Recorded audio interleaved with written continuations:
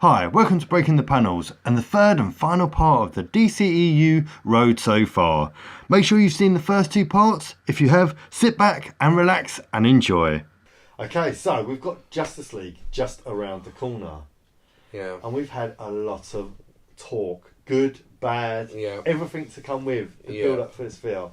The biggest thing for me, and which I'm just getting so tired of and hearing about, is Ben Affleck leaving. Yeah, I mean, this rumour is just going to keep on going until he signs on the dotted line, I think. Well, I think 5 films down the road and he will still be... Are you going to be Batman still? Yeah. It's like, he was Batman in BVS. He was Batman in Suicide Squad. He's done a cameo. He's doing the Justice League. He's already done... And unfortunately, it's... I don't know where these rumours come from. And it's always, oh, we've heard a source from this person, but it hasn't been... Who is this source? And why are you letting it get out? And like, if he does leave... Let him leave on his own terms. Don't feel like it's been hated or... Because he'd done a really good job in Batman v Superman. He looks... In the trailers we've seen of Justice League, he looks like he's going to do a good job. He looks like he's in a suit a lot, which is really good. But it's a case of, Ben Affleck's brother has now come out saying that he's not going to... Why are we hearing these things? Like, I know. It's really tricky. I think that... You know, I'm very much like, I might be like a little kid or like, I'm romanticised about Hollywood, but from all the press junkets I've seen, he seems to be getting on really well with the cast. He seems to be enjoying himself. They look like a really nice group, and I'd like to think, do you know what, I'm having fun, I'm making some money, and I want to continue doing this. So I really do hope Ben does stay. And he's a fanboy himself. Like, he's always said that he's Batman, he's his thing, and he went on to San Diego on the stage saying that he's playing the best character he's ever wanted to do. I think we do hear a lot. And there was talks about his drinking and stuff like that and going into rehab. It's like, as a fan of this franchise and these films, I don't care. I don't what someone does in their personal life, stuff like that. Course. I just want my films. I want to see my superheroes on the screen. Yeah, exactly. And I think sometimes in the age we are, where the internet and there's so much people negatives and clickbait and stuff like that, and one thing I think Breaking the Panels we try and really push is positiveness on our superheroes and our films. Whether you read Marvel, you read DC, you read Image, you read Dark Horse, you read more Vertigo stuff. Enjoy it, embrace it, leave that negative stuff aside. I really, and if you don't enjoy a film, that's cool. That's absolutely fine. Like, Batman and Robin is not a good film. It's better than Thor Ragnarok, I'll tell you that much. And it's like, you can enjoy a film and you don't like a film, and I just hate this real fashion at the moment where you have to drag up these stories just before a film's coming out, and there's been argument on the sets and stuff, and I think that there was the first trailer thing we got was that behind the scenes in London by Zack Snyder, and I think that was just to say, everyone, calm down. We're having a good time. You know what I mean? It was a good move. It was a really good move, really good safe thing. And obviously Zack Snyder's going through enough stuff on his own and with his own personal life. And well, that's it. I mean, we've got Joss Whedon now helping out. Joss Whedon is a safe pair of hands, I think, in terms of this genre. Okay, and going Joss Whedon, talking about this film, do you think he's going to make a different film? Like, obviously Zack Snyder's pretty much done it. Yeah, it's just a reshoot, wasn't it? I don't know. I mean, Zack Snyder is they're both very different directors. Definitely. I mean, Joss Whedon is known for the humour. Yeah. I don't always love the humour, but I think that he's going to do a good job. Yeah, I think make it brighter. Yeah, I hope so. Filter. I mean, this guy, you've got to remember, Joss Whedon has done comic books before. Yeah. He's written comic books. He's done Astonishing X-Men. He's done Buffy. He's done Firefly. Yeah. So this guy knows his comics, and I think he's definitely the best choice. And I did hear that he's got this job based on the really positive talks he's had with the guys at the DC Extended Universe over Batgirl, because obviously he's heavily linked to making a Batgirl film, which is really good. And that's it, with Justice League. So what we've got the Flash. First off, the Flash. I'm a big fan of the TV show. Ezra Miller's filling big boots in my eyes. Grant Gustin does a really good Barry Allen. It's a very more softer. The TV show is more jokes and stuff like that, but in a very lovable way. I think. Of course. It's not cracking jokes to make you laugh. It's cracking jokes in a family way. It's a really good, really great show. I love that. So Ezra Miller as Flash. What did you think when you first heard? Do you know what? I'll admit I don't know too much about Ezra Miller. Yeah. The only film I think I've seen him in was Fantastic Beasts and Where to Find Them. Oh, okay. I think that's the only film that I've ever seen him in. I know he was in a movie with with Hermione from Harry Potter. Oh, the Wallflower, Yeah. I think. Sorry if that's wrong. I saw him on We Need to Talk About Kevin, which is amazing. It's based on a book, but he really does a good job. And he doesn't have to do that much in it, but what he does, it's like, oh, yeah, you got acting chops there. Yeah. You can do it. And he just loves... You can see he's having a ball. He loves it. When he goes to Comic-Con, he's dressed up. Yes. He's cosplaying him and Ray Fisher, who plays Cyborg. They look like brothers. Oh, they're coming out, they're dancing. You've got Borg Life here, you've got the Flash here. Ripping T-shirts. That's it. And then Jason Momoa. He doesn't need any encouragement, I don't think. Okay, so take it back. Cyborg.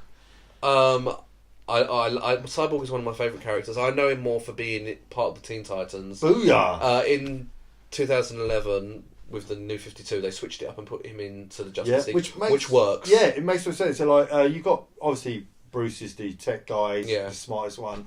But having Cyborg there, he links to the Watchtower. Yeah, of course. He links that. So he's their transport. He's a boom tube for them. But it just makes sense, and it looks as though they're going about boom tubes. They're making him like the mother box.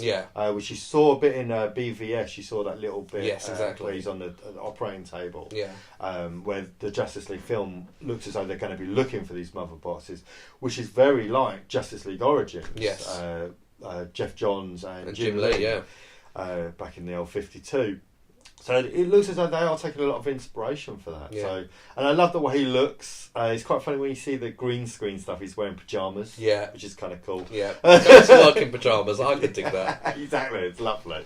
But when the CGI's all turned on and the special effects all amazing. There, looks really great. Yeah, he doesn't look like a guy in a suit because, like, you can tell his body's. There isn't anything there. Yeah, like the ankle, the wrists, they're all really thin. Sort of a bit similar to, I thought it was a very harrowing scene, but in the latest RoboCop film. Yes, that when it all takes him apart and stuff. That was actually quite hard to watch for me, and I'm getting not as sort of horror vibes, wasn't it? Yes, he was. Yeah, Suicide Squad, turn it all back. There Look at that.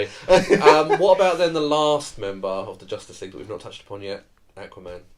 Jason Momoa is a beast of a man. He just comes across so laid back. Obviously, I've watched him in Game of Thrones, and he didn't speak any English. It was all dubbed, but his presence on screen is he's a force of nature. He's a force of nature. Like, I follow him on Instagram, and he's rock climbing with his kids. Yeah. He's doing guitar.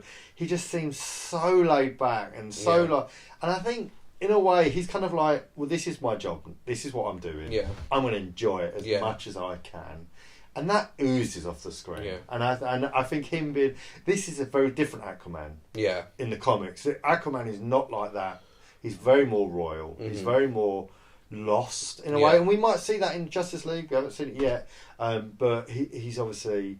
He knows his mum was from Atlantis, but he was lived in this lighthouse with his dad, and he learns about this thing where this film is kind of like he knows about Atlantis, he knows all of that, so it'd be interesting to see where they go with that. Yeah, he has a really sweet line, I think, in the trailer where I think he's talking to the group, and he's like, I think we're all going to die.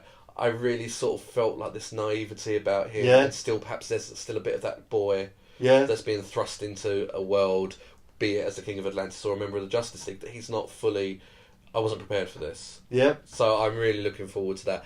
What about the unofficial member of the Justice League then? Or not unofficial member, but the unofficial in terms of all the marketing, Superman. Superman, he's got to come back. Everyone knows he's going to come back. They've done a really good job, and I'm really happy that they haven't shown him in the suit. Because you know he's going to come back. I don't need to see it in the trailer. I don't need... You've seen it on the toys. He's in the suit in the thing. And I think Hot Toys have released their new Superman, the 1:6 scale, and his suit is a lot more bluer. And I think you're going to get a more traditional Superman, a bit more Christopher Reeve, more 90s comic Superman, which I love. Yeah. But I don't need to see it yet. I don't need to see it until I'm sitting in that cinema and he comes on the screen. The scene where he's with... It looks like a dream sequence where Lois is dreaming about him, and in the beginning of the trailer, So powerful, so Zack Snyder, so beautifully shot. I loved that. Yeah, it was but beautiful. I don't need to see any more until the film. It was a really clever way, because obviously you don't want to show anything of him as Superman. It was a really beautiful way of giving him presence in the trailer, but without. It was really sort of like a really nice way of doing it. I loved that trailer. I've watched that trailer a lot of times, and that's a beautiful scene, like you say. And finally, the other member of the Justice League, or members, are we going to see Green Lanterns? I love Green Lanterns, and they were referenced in the trailer. They were, no more lanterns, it was said. And of course, Armie Hammer has been linked. There's a lot of Twitter talk to DC Extended Universe, hasn't there? You're right.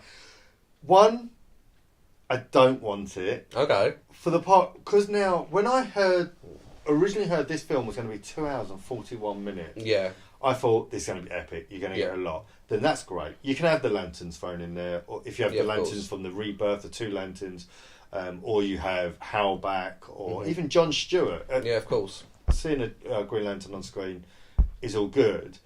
Now it's only a 2-hour film, and after you take away credits, it's going to be under 2 hours long.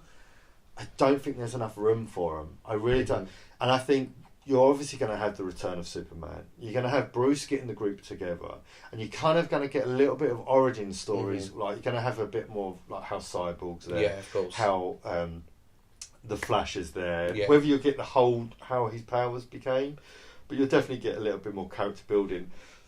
To do that in a 2-hour film, it's a lot, isn't it? I just love the Green Lanterns too much. Yeah, I really want them to be in it. Maybe in a after credit sequence would be quite nice. That's the thing. Like maybe like Hal popping up, and like I could just imagine like a green hue coming from the corner of the screen and him being like to the Justice League, like you do know this is my beat, right? Yeah, something just real tongue in cheek like that, really quick.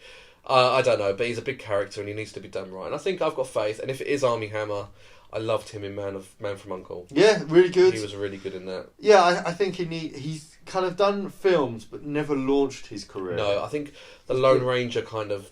Yeah, I don't know what happened there. Yeah, so I'd like to give him a chance. Of course, if he is going to be Green Lantern, it's all and he was going to be Batman. If I'm correct, was he going to be? Well, he was. I mean, obviously, I don't know too much about it, but there was that George Miller. Is it Justice League Mortal, which came out? It was all filming on Australia, and then because of the writer's strike, and that all fell through. So he was in the DC universe for a bit, but unfortunately it fell through. So I'd like to give him a chance. I'd like to give him a chance. So what do you think then about what's going to come for the DC Extended Universe? Because there's talk of so much. Well, Shazam is already cast, which is brilliant, and then there's Flashpoint, which I think I've heard rumours on the internet that they're going to sort of gauge how well this movie does and how well Flash does. Yeah. Before they give that the green light. I have no doubt though that I think Ezra Miller's going to smash it. Yeah. And we're going to be craving for a Flash movie anytime now. So what do you think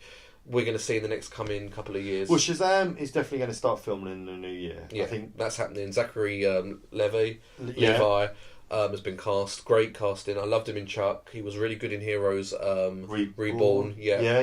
He's really stepped up. He's really stepped up, and I think he deserves it, definitely. I'm glad they didn't go. Was it John Cena? There was talks at that time. Yeah, well, John Cena. Yeah. No, thank you. I don't need like The Rock is cool for what The Rock does, and it's very what The Rock is. Yeah.